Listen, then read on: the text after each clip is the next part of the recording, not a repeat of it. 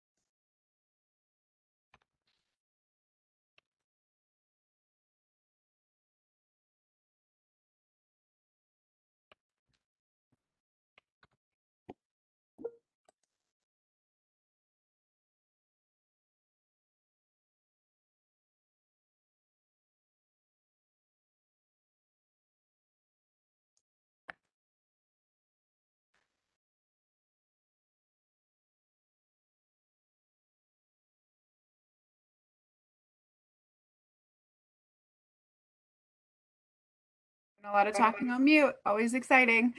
Just saying we're getting ready to get started. We're just going to give people a few minutes because we just opened the webinar. And so some people might have been getting like a not open yet message. And for those of you who called in, if you want to get on the webinar, not on your phones, because I see a couple of you on the phone, it might have been that you were getting that message. So go ahead and you can try now and the webinar's open now.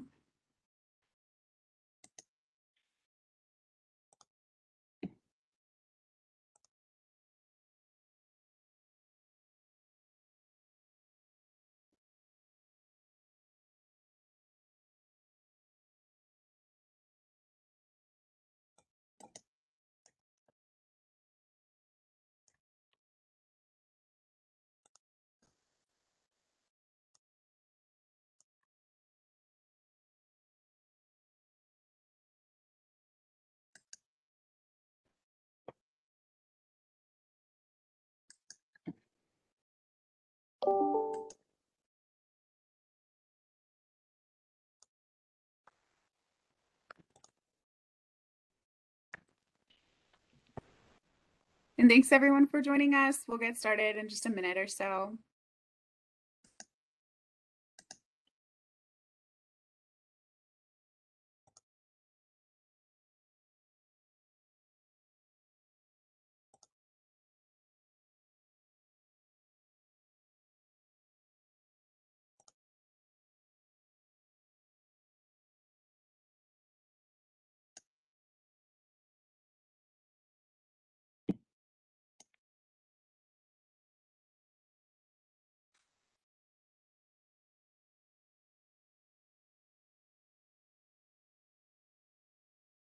Okay, hopefully by now everyone's had a chance to get on. Again, if you had trouble getting on, you can try again. We just didn't have the webinar fully open, and so some people were seeing an error message. We're really excited to have such great turnout. So thank you so much for joining us. By way of introductions, my name is Christy Splitt, and I'm the Oregon Department of Energy's Government Relations Coordinator, and I'll facilitate our conversation today. I'd really like to thank the Special Districts Association of Oregon and the Oregon Association of Clean Water Agencies for bringing us all together for what I think is an exciting opportunity for Oregon's communities, an energy resilience and renewable energy grant program that can support both planning and projects. So as we get started, I hope everyone can just take a minute and introduce yourselves in the chat. It'd be great to get your name, what sort of district you're representing, where you're located. That would all be really great information for us and to kind of help us all get to know who's in the crowd a little bit better. So please take a minute to do that. And hopefully my Department of Energy colleagues can do the same.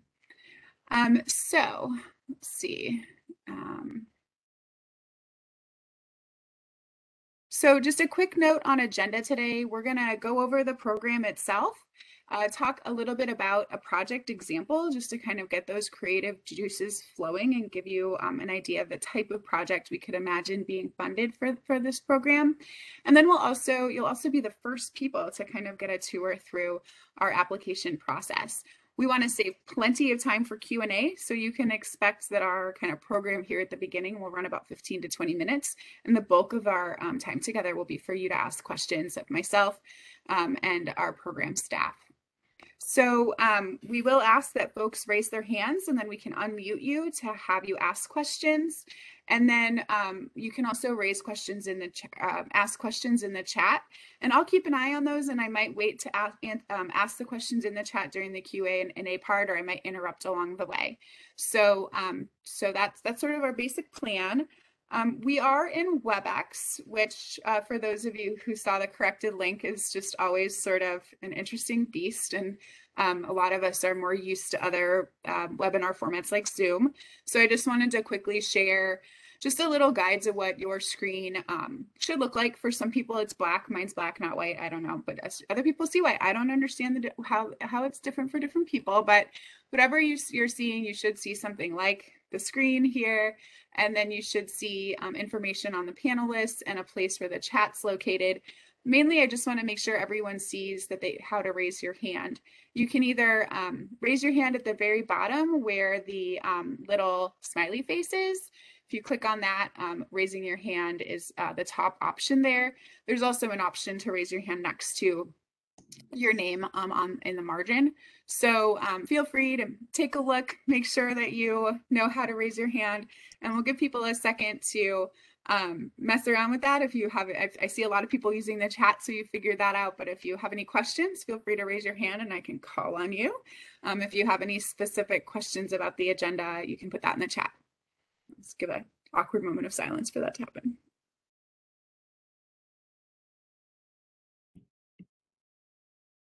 And then we do have a couple of people on the phone. A good reminder from a colleague just now. I believe you.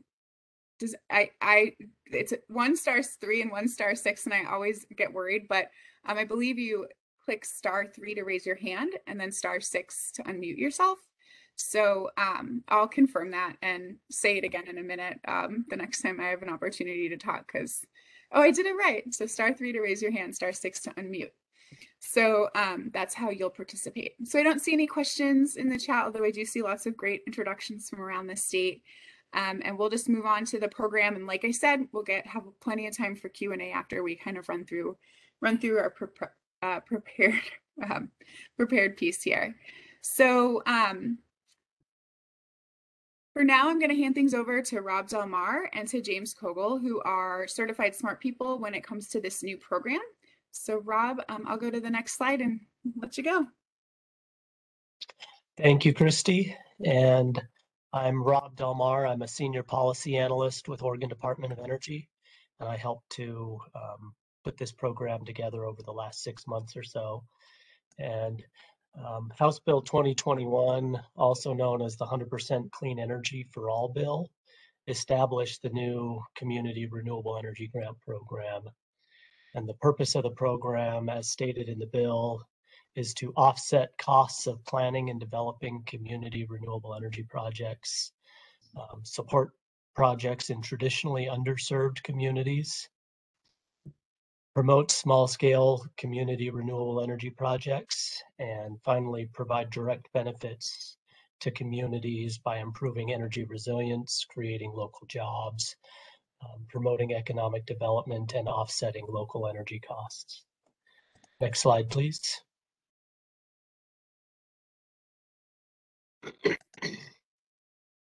So one of the features that distinguishes this program from previous programs in Oregon is that it's only open to public bodies. Eligible applicants include tribes, cities, counties, and other public bodies, including these special districts. And there is an exclusion in the bill for cities over 500,000, which in Oregon, of course, includes only Portland. The program is also open to consumer-owned utilities. And the Portland exclusion was done in recognition of the Portland Clean Energy Fund, which can provide funding for similar types of projects within Portland. And so next slide, please. Another focus of the program Another feature of the program is its focus on community energy resilience. The bill establishes carve-outs where 50% or more of the funding must go to community energy resilience projects, and 50% or more of the funding must be for projects that serve qualifying communities. And we'll look at what that means in a moment. Next slide, please. So qualifying communities include communities of color, low-income communities, tribal, rural, and coastal communities, and other traditionally underrepresented communities in Oregon. The definition in the bill is fairly open, and we're hoping to see projects kind of in every corner of the state according to these, the carve out to get 50% of the funds to these communities. Next slide, please. The bill also called for an advisory committee to work with the Department of Energy on program design and now program implementation. You'll see that clean water agencies had Alan Johnson from City of Gresham representing clean water agencies. We also have Les Perkins of the Farmers Irrigation District on our committee. And so we had a really good group of folks help us put this together, and they're going to continue to help us implement the program.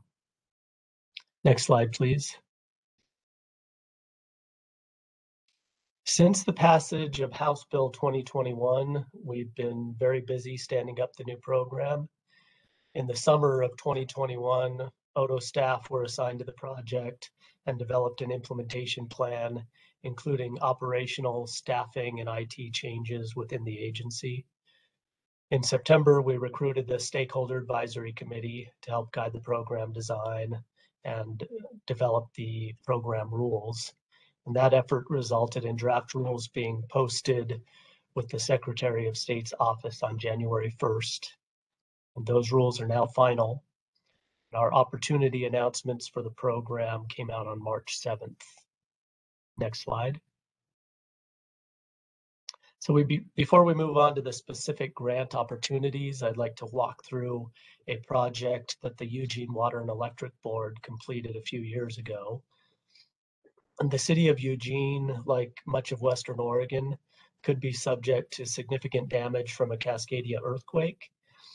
And as a utility that manages both electricity and water services, EWEB recognized the importance of energy and water delivery and was well positioned to support a resilience and disaster recovery within Eugene that could address both the energy and water issues. Next slide, please.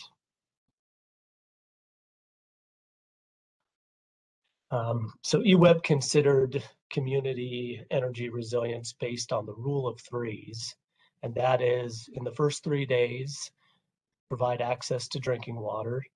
In the first 3 weeks, repower critical facilities, and in the first 3 months, complete system repairs and restore service. Next slide, please.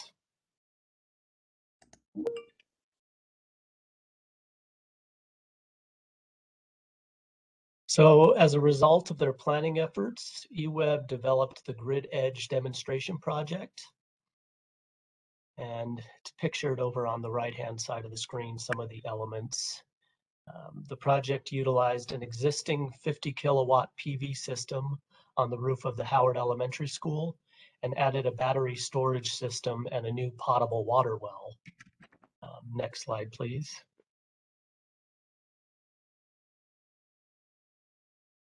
And the result is a facility that can serve as a potable water fill station for the community in the event of a power outage.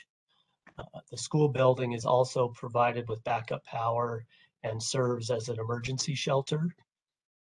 The system provides value to the community in addition to the value of the water and energy resilience features.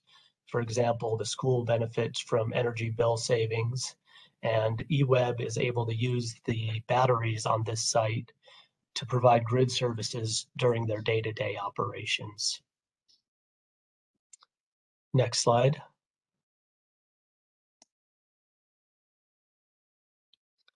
This is a schematic diagram of the microgrid system showing electric loads that can be served by the system during a power outage.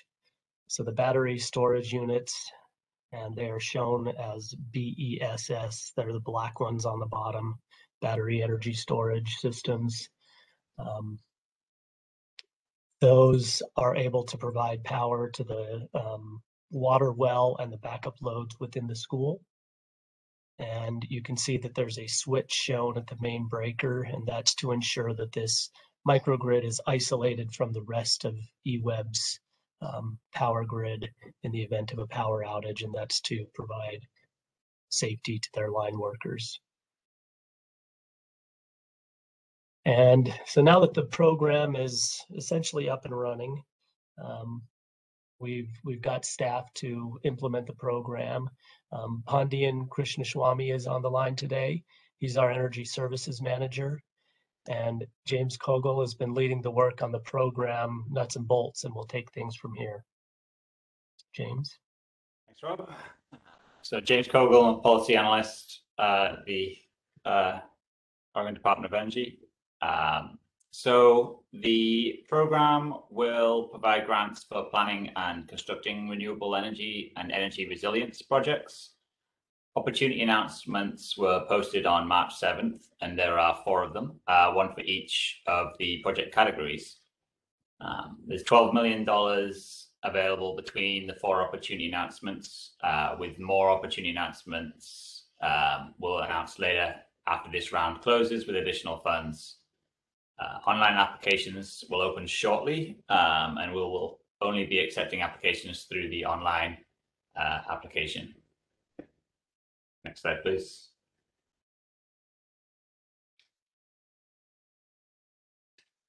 Opportunity announcements outline the minimum required information for a complete application, as well as detailing how applications will be scored during the review process.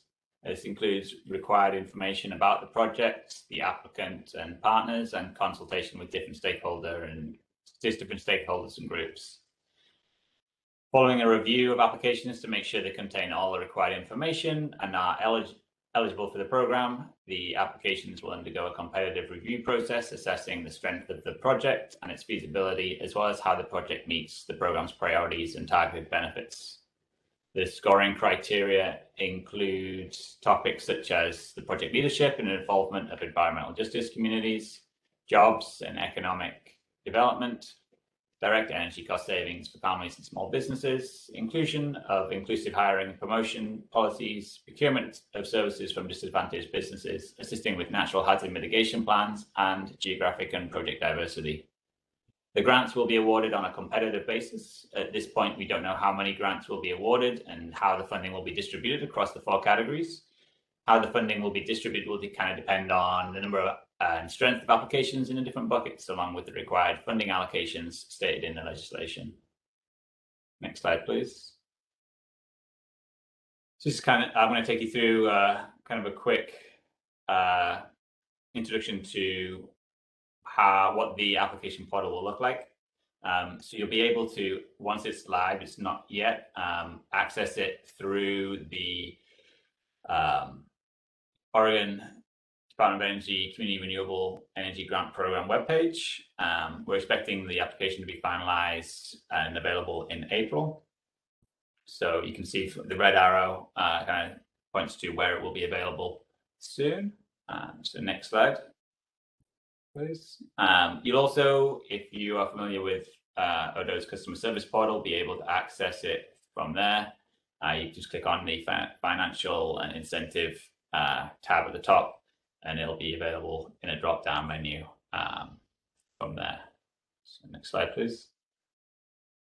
Once you access the application, you'll be able to apply for a planning or construction grant. You'll be able to change information you've submitted or withdraw an application using the drop-down menu on the front page. Next slide, please. If you haven't already signed in to the customer service portal, you'll be asked to sign in. If this is your first time accessing the customer portal, you will be able to register, creating a username and password for your account. Next slide, please. So once you start an application, you'll be given information about the eligibility requirements for the program and asked to confirm whether or not you and the project meet them. These are outlined in the opportunity announcements as well. Next slide, please. You'll then be asked for details about the applicant organization. So just general form to fill in. Next slide, please. There'll also be an opportunity to provide contact details for an application contact. And this will be the person that ODO will contact with communications about the applications and any questions that we may have. You will also be asked if you are partnering with any other organizations. Next slide, please. You'll be able to input information about the project partners and add any required documents relating to the project partners in the application portal. And similarly, if you're working with a contractor, you'll be able to put their information in on a subsequent page. Next slide, please. As you go through the application portal, you will then be prompted to provide information about the project itself. Details of what information will be asked can be found in the opportunity announcements. Before you submit, you'll be able to review the documents that you submitted because there's an opportunity to upload documents to the bottom of the page. And if you want to kind of review the information you submit, you can kind of click back and forwards through the application to make sure you've got all the information filled in. Next slide, please. So this flowchart shows our process with applicants. If you have questions about opportunity announcements, please submit them by May 20th, 2022. This will allow staff time to respond and post answers online before we close applications on June 10th. Following the close of the application, applications will be reviewed, after which the successful projects will be offered a performance agreement, while unsuccessful projects will be able to reapply in future opportunity announcements. Applicants will be able to request up to 30% of the grant funding upon signing a performance agreement. For the construction grants, the applicant must have taken meaningful steps to seek site control, filed a request for interconnection with a host utility or appropriate transmission provider, and many other requirements provided by ODO in the performance agreement to be eligible for that 30% following the signing of the performance agreement. Next slide, please. And we'd be happy to hear any questions you have regarding the program. If there's any specific information you'd like more detail on, please let us know. But yeah, thank you very much. While people are thinking of questions they might have, I see Wade has a hand up. I'll get to you in 1 second. One thing I just wanted to be really clear about is that resilience can mean a lot of things to a lot of different people. The bill itself has a definition for resilience for this particular program, and it's that type of resilience that's like community benefits. And also this program has renewable in the title. And just to be clear, when we're talking about energy resilience projects under this program umbrella, they need to be paired with a renewables element. So I just wanted to like immediately kind of put a pin on that because it's something that's come up in other places. And I just wanted to make sure that we kind of level set that from the start. But the bill tells us what resilience is, and it doesn't necessarily mean the same thing as it might mean more broadly outside of the parameters of the program. So I'll start with that, and then Wade, we'll get you off mute, and you, I'll tell you there you go. You can go ahead and ask your questions now, Wade. So I have a question. First off, thanks for putting the picture of our new operations center there on that slide. It's kind of nice to see. And it's a rare sunny day here at the coast in that picture, so that's equally awesome. My question is surrounding the timeline for the project. I noticed that it said that we had to start construction within 12 months and it had to be completed within 36 months. You know, that does make me a little bit anxious given the current supply chain around the country and the world of what we're facing, getting some materials and some certain items. So I'm just wondering if there's going to be any flexibility around that once we start to go out for procurement and we find that we're having issues. That's a really great question, Wade. It's something that is set. Some of these timelines are set in the statute itself. And when the bill was passed in 2021, we didn't have the same situation as we do now. So we've certainly heard a lot about that. Rob, can you go ahead and dig in a little bit more on what we heard about that and what maybe we can do in addition to what the statute might limit us, how the statute might limit us? Yeah, so that's a good close read of the rules in the statute, Wade.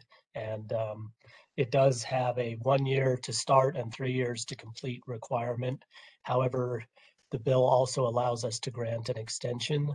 So we'll be able to grant extensions for these issues associated with the supply chain.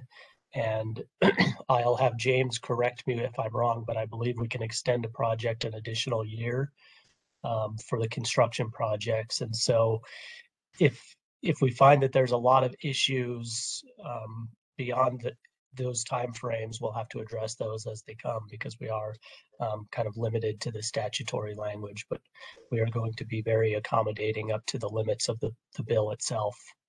Okay, thank you. Great, thanks, Rob. And Wade, we'll be keeping tabs on this year too. And it could be something that the legislature might hear from people and want to take up making some changes there just because of the supply chain or something. So just know that there's that legislative session coming, and we don't necessarily have any plans to do that. I'm not suggesting that, but it might be, just given how this year goes, that it does come up there too. All right, thank you.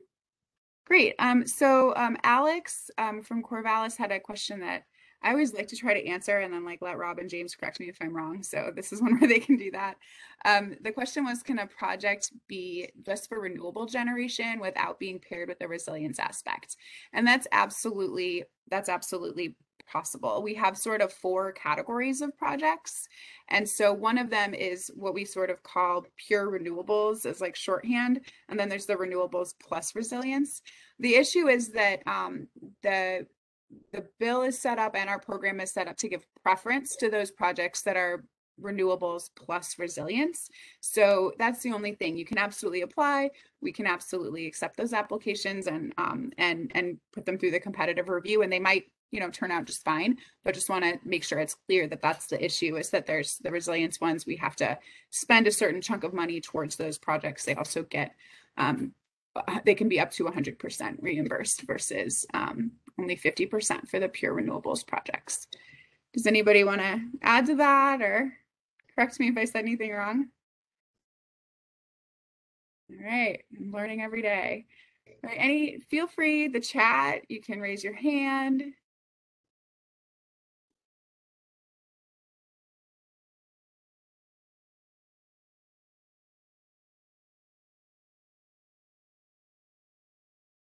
Someone is wanting me to just make sure that I make it clear that there's, I can go back and show the dollar amounts just so it's clear.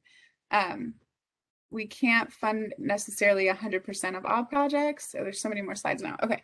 But this is the amount that we can give as a maximum grant award and the maximum percentage of the cost. So it's up to $1 million, 100% for resilience plus renewables, and $1 million up to 50% for renewables only.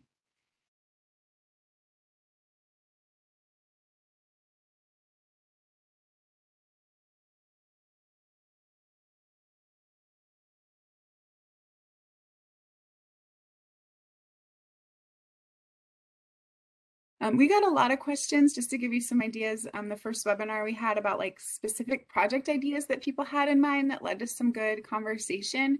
So if you have anything in mind you're thinking and just want to know if it'll fit the project or any other questions, let us know. I did see another one in the chat though, which is great. Thanks, Joshua.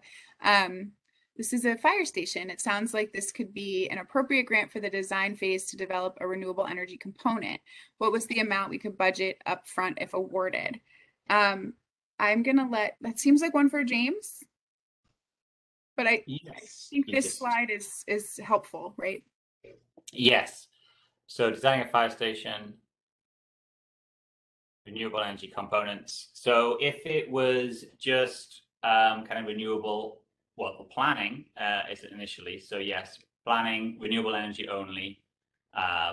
You would be eligible if you're just in the planning stage, up to the $100,000 up to 100%. If it was just and then it moved on to construction, renewable energy only, $1 million up to 50% of the total project cost.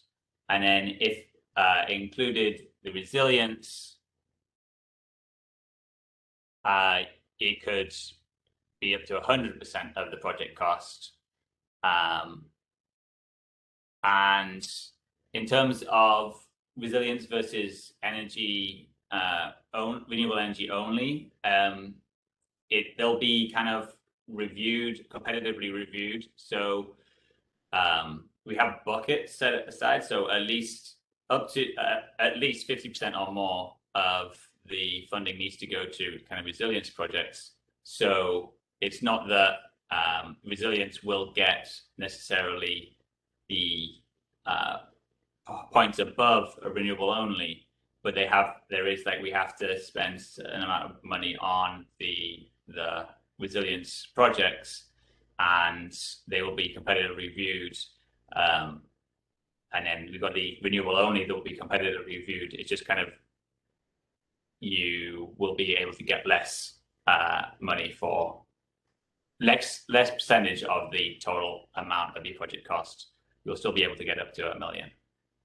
Right. So in the end, they could have that for the project. For if you're doing the fire department construction, I think this is right, that you could, during the design process, get a planning grant from us and then have $100,000 toward hiring a consultant who could then sort of pencil out what that renewable energy or renewables plus resilience project could look like for your fire department as well. So I think that one of the things that staff from our department flagged early was, what do we do for places that aren't ready to apply for the project yet? And then enable them to actually hire a consultant to make that plan, essentially build what will become the application for the project. And so that's what the planning grants are meant to be. So I'm gonna go ahead. I have one addition. Great. Sorry to interrupt, but as far as the upfront costs go, we can award up to 30% of the grant funds upfront before the project is completed. So that would be $30,000 on a planning grant and $300,000 on a construction grant, assuming they came in at the full grant values. But yeah, 30% upfront is what the bill allows us to do prior to construction or planning of the project. Great. I see Michelle has her hand raised. Before we go to Michelle, I think we had just a quick follow-up from Alex. If including resilience triples the cost of the project, would it still be more likely to be approved over standalone renewable? And I think James just kind of got into that a little. It's really just a matter of like what the mix of who applies is, just because we have to spend 50% of the funds on resilience plus renewables projects. So renewables only projects, it would just depend. Like if we had that 50% criteria met, then it would be easier for us to approve that. I don't think for us, Rob, you can correct me if I'm wrong, but does it matter for us if the resilience increases the cost of the project in our analysis of approving it? Is that anything in the criteria? We have some general criteria around the kind of financial and technical viability of projects. However, we recognize that adding resilience is going to add a lot of cost, and that accordingly brings a lot of points to an application in the competitive review. So, like Christy said, it's going to depend on the nature and number of applications that we get, but we do have the carve out to spend at least 50% of the funds on resilience projects, and those will earn more points in the competitive review phase. And then final follow-up from Alex, and then I see now we'll go to Michelle next, and we've got a lot in the chat, so we'll get to you in the chat, don't worry. But Alex just asked a follow-up about, would it require a separate application? And my understanding is that it's yes, you would have to apply separately, even if you weren't sure which avenue you were going to go. Is that correct, James? I think if you were in the kind of the planning stage, it just says, would it require a separate application for renewable with resilience versus standalone renewable if both options are possible? So we would only be able to grant one grant for the project.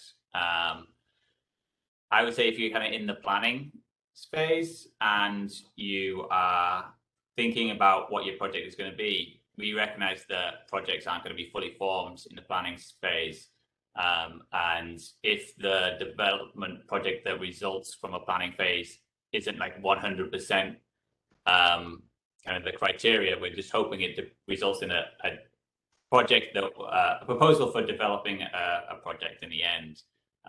So I would say if you're in the planning stage, you might not necessarily feel like you want to put in 2 applications, but if you're in the kind of the construction kind of side of things, it's to make sure you kind of have all the information in an application that will be needed to be covered in both applications. You'd possibly want to kind of submit both, but I can kind of follow up on that as well. Yeah, that sounds like a good approach. Michelle, we're ready for you. Maybe someone will get you off mute in 1 second. Okay, you should be off mute now, Michelle. One of the projects we've been considering after last summer, so we operate the Tillamook Airport as well, and we need new fuel. We have fuel tanks over there for both 100 low lead and for Jet A. There was a fire up Highway 6. We were caught in a conundrum we had to get with Department of Energy for an emergency fuel for air support for the fire. Our tanks they barely met the minimum of 10,000 gallon delivery that was required for that. We're in the Oregon Resilience Plan as one of the top airports for that. Would that type of project fit into this as far as resilience? Rob, I'm gonna direct that one to you. So the cost of the storage tanks and fuel would not be an eligible cost. However, if you wanted to have a pumping station for those tanks that were powered with solar and battery backup so that you could still pump the fuel in the event of a disaster, those components that were associated with the batteries, solar, and pumping infrastructure would be eligible costs. So we can't buy the storage tanks, but we could buy the infrastructure to make sure it's operational in the event of a power outage. Okay, perfect. I just didn't want to spend all the time on something that didn't fit in the proper definition. So thank you. Perfect. Yes, Michelle. And that's we were pretty close to that Jet A issue over the summer as a department. And we actually are kind of looking at federal infrastructure dollars to be able to that could be used for things like that. So I'll make a quick note that it's something you're interested in, and if we see something come down the pipe that could work for that, we'll let you know, because it's definitely thank you. I mean, we're looking at probably about $1 million for that updated system, and it's not in our budget anywhere, and we were really stuck with the fire support for that fire. Yeah. And the same exact thing happened in Southern Oregon just before you too. It was 2 places over the summer with really similar issues. So thanks for the flag and feeling like a little bit it's all coming full circle. No, you guys you were rock stars in helping us get that within 3 days because the fuel supply was so tight at that point. So thank you. Yeah, thank you so much for saying that. Okay, great. I'm going to get into the chat now. There's a pretty long list here, so I'm going back to Jim Baird. His question is going to go to Rob. Under power generation, biogas is listed. Would a cogen project be considered a renewable energy and resilience project as it replaces grid power, making I'm going to have ignorance here, I don't know what WWTP stands for, more resilient? So, as far as a cogen plant goes, if it's able to operate and provide electricity and thermal energy when the grid is down, then it would definitely count towards energy resilience. And we do have provisions to count that thermal energy as value towards the program. So as long as it's able to provide backup power when the grid is down, it would count towards resilience. And as long as it's running on a renewable fuel, then it would count as a renewable. So hopefully that answers the question. Great. Next up from Alan Johnston, who every time I see your name, I'm pretty sure you're my friend Drew's uncle. Oh, no, this is a different Alan Johnston. It's a different one. Sorry. I think you're the one that was on our committee, right? Is construction design considered part of the construction project category?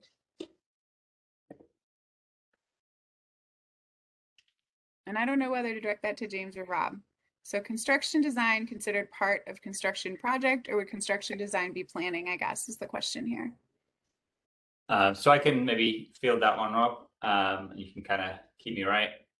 So the design or engineering expenses related to renewable energy system components is an eligible cost under the construction development grants.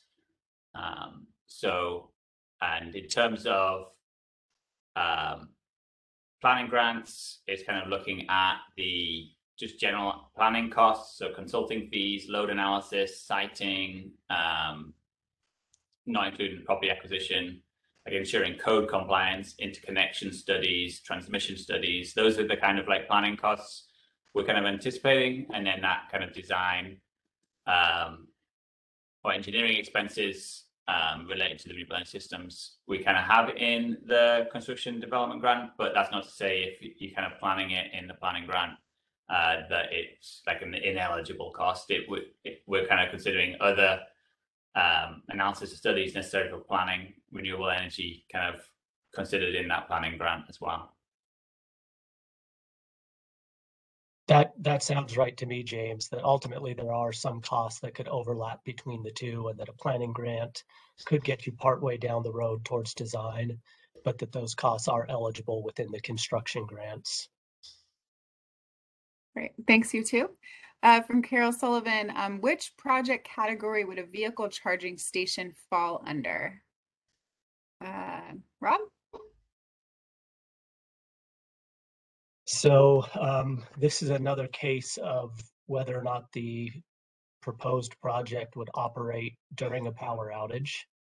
And so, you know, if this is a charging station that can be charged with on-site solar during a power outage, and plenty of them are configured that way, then it would definitely count as a resilience project. And if it was just, I don't know, that's a good question. I think that it would be clearly resilience if it operates during a power outage, and if not, it may be counted as a renewable only project, but it just wouldn't earn those points in the resilience scoring part of the application. So maybe I'll kick it over to James to see if he wants to add anything to that. Yeah, and I would just kind of add to on the resilience side, the resilience grants are focused on structures and facilities essential to the public welfare as well. So that's something to factor in when you're considering project eligibility. It's kind of, are these charges going to be cited somewhere that's kind of essential for public welfare, like a municipal facility or something like this, that's going to help with that. Great. Okay, so the next question we have is Brandy Brandstetter, and she's flagging that Parks and Rec has a community pool. We need to replace our solar heating. Would we be renewable or resilience? It already exists and needs to be replaced. Rob?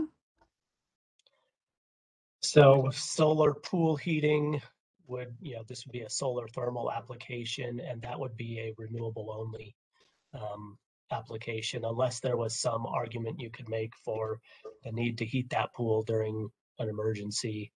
But really, it sounds to me like a renewable only project.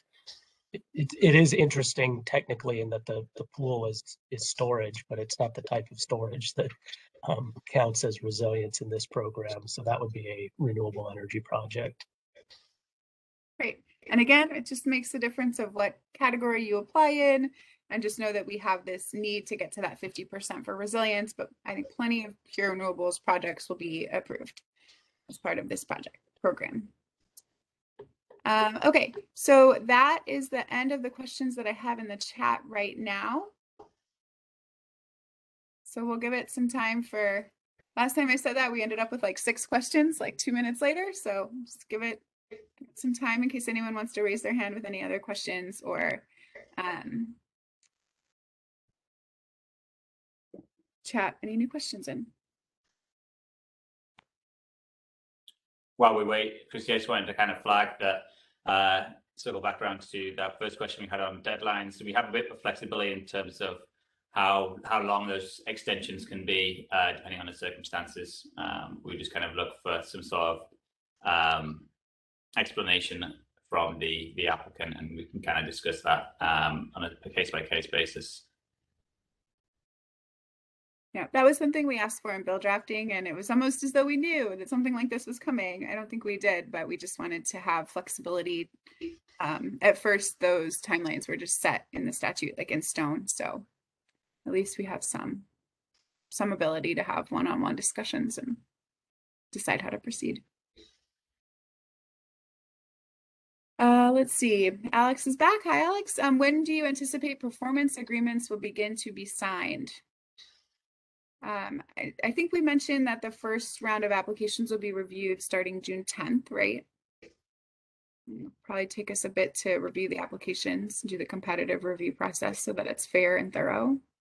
Yeah, we have kind of a estimated kind of calendar schedule on the front of the opportunity announcements, and we're hoping to award kind of the grants approximately at that kind of last week in August. That's kind of our best guess, our best estimate right now. Then we have like 30 days to kind of reach an agreement on performance agreement with applicants following that. So that would kind of be late September, early October is kind of when we'd be anticipating that happening. Great, thank you.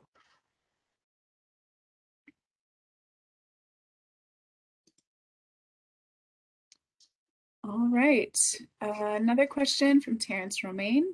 Can two separate wastewater treatment plants apply under the same public body? Or do we have a limit on how many applications one public body can turn in? No, there's no limit on kind of the number of as long as they're distinct projects, like the same public body or can apply for multiple different projects. Mm-hmm. I think I would just add, can you correct me if I'm wrong, but we do have geographic diversity as something that we are valuing in our competitive review, right? That is in the kind of scoring criteria. Yeah, that is just one of many components that'll be included in there. All right, next, Hoping Way. We are currently helping a client with replacing their boiler system for a wastewater treatment plant. The boiler system is intended to serve as a backup system in the event the main heating and power system, a cogen engine, fails for whatever reason. Would the boiler project in this case be eligible for grant funding? Rob? That boiler could be eligible if it was powered by wood pellets or some biomass waste stream, something along those lines. If it's a natural gas or oil or some other boiler that's not using renewable energy, then it would not be eligible.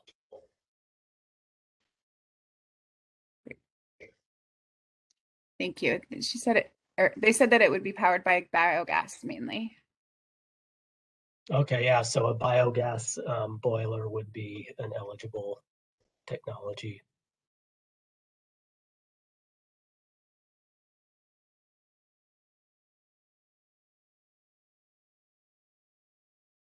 Thanks for the great question.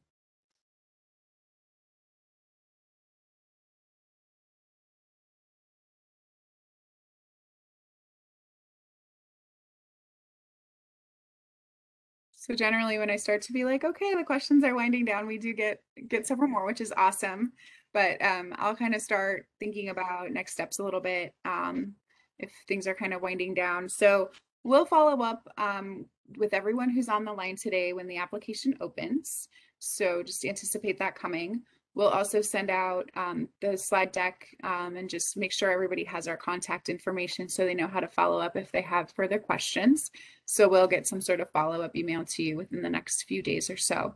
So just keep an eye out for that. And then when the application opens, we'll let you all know when that happens too, which is coming soon. We're in the We're in the test phases. As you just saw, the application is coming right along, the online application.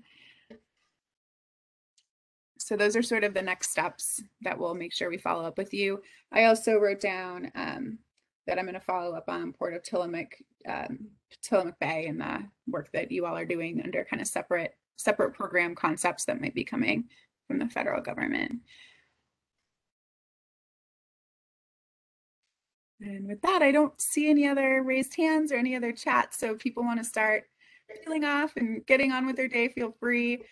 James, Rob, and I will just sort of stick around in case there's any straggling questions in the chat or raised hands. We're happy to be here until 1. So really grateful to everyone for making the time, and especially grateful to the Special Districts Association of Oregon and the Association of Clean Water Agencies. ACWA is the best acronym ever, for helping us to do this.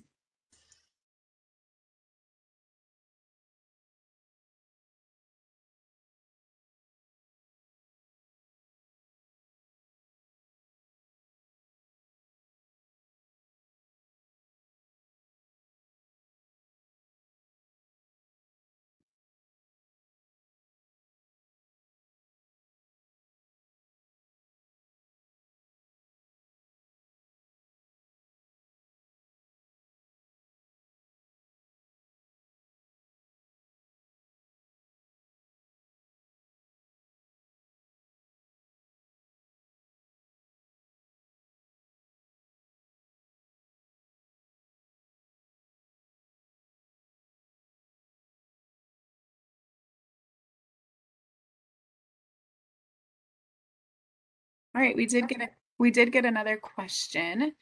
Does all federal money for these type of programs go through ODO, or is there an opportunity to apply directly to the feds? So this is a question a little bit out of the lane for this program, and I'll tell you what I know. A lot of federal money flows through us. Some of it doesn't. It just sort of depends on the program. There's also other state agencies in the mix, but for certain programs it does come through us, and there's like so much it's kind of hard to talk about in one fell swoop, but we don't have a lot of details on that federal funding coming from the infrastructure bill, IIJA. Right now I can't remember the acronym, but what it stands for. But that bill, really only we've gotten clear direction on 2 things. One of them is hydrogen hubs, and one of them is just sort of our agency funding that we get from the federal government. So there's still a ton to come out with more detail. And then there was also a recording be available to rewatch. If we've recorded this, we're happy to send the recording when we send our follow-up email. I'm assuming we did, but we also can send out a recording of a different webinar if we didn't record this one, because we're doing a series of these. And then do we limit funding from other sources such as ETO? I think we welcome braiding of different incentive funding, correct, James and Rob? Yes, that's right. So there's no kind of issue with kind of having multiple different incentives from different sources coming into the same project. All that we want to know is kind of like making sure you kind of list that down in your application, so that the total grant that we provide doesn't kind of exceed the total project cost. So we just have to account for those incentives. So if you happen to get a large grant from another source, and it kind of made that whatever we gave you might be more than 100% of the total cost for the project, it would just reduce that grant down. So it would max out at 100% of the total project costs. Great, thanks for that. Yeah, we think y'all should get every dollar you can from every source. We're just here to help. We've even talked about like using funding for this as match for some of that federal dollars when we start to know what that looks like in more detail. Like imagine if you could get federal funding for a charging station, and then you could work with us to add solar so that it's resilient in an emergency, something like that. Which I hope I didn't just say something that wouldn't work, but I'm pretty sure it would. And then contractor pre-approval lists, such as with ETO's Trade Ally program or with our solar program. We do not have a contractor pre-approval list at this point. I don't believe we plan to. but correct me if I'm wrong. No, that's correct. Yeah, you don't have to work through contractors in the same way that you do for our solar rebate program. So it's a little different. We work directly with the public body or COU is the exception to the public body and tribes. Sure, public body-ish. Of course. Okay. Any other questions? Someone was just asking what ETO is, and that's Sorry. Energy Trust of Oregon. No, thank you. Sorry. Oh, I just got a bunch. Previous webinar that you discussed project examples. I think I was saying early on that during this webinar, we would cover that project example. One thing I'll say, Barb, is that, so we don't have a webinar that goes into more detail with different project examples, but we do have a request from someone to make sort of a list of different project ideas, here's 10 ideas for projects that could be funded under this program. So that's something that we've got the request in. We haven't really run that request through to see if folks like that idea at the agency. I think it seems like a good idea. But if we did that sort of thing, we post it on our website.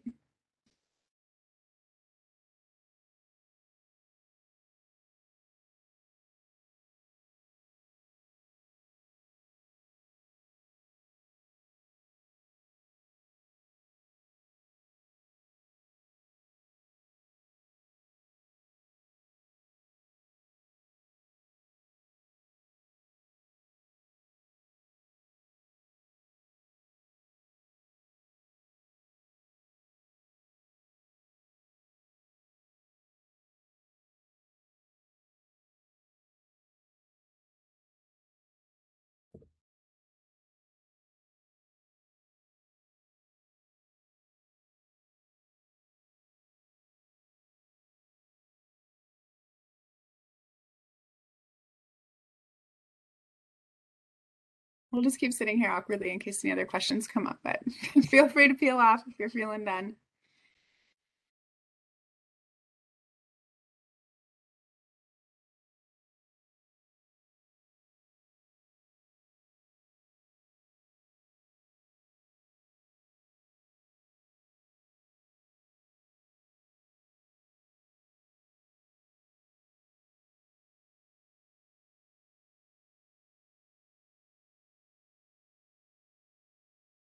All right, I don't think we're getting any more questions, so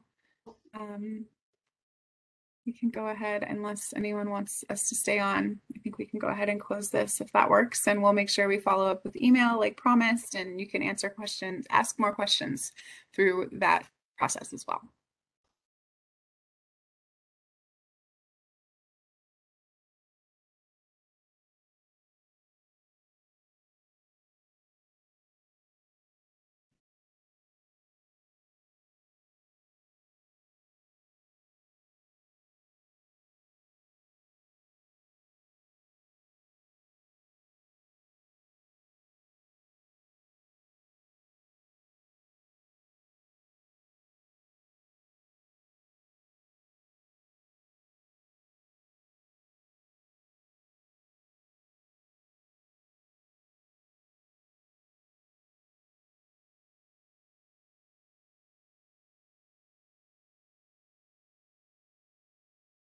I've got a conflicting meeting coming up, so I think I'll jump off if that's all right.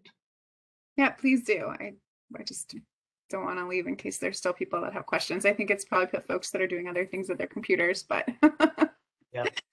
All All right. righty. Thanks all. Bye. Bye. So go to. Thanks everyone. Bye.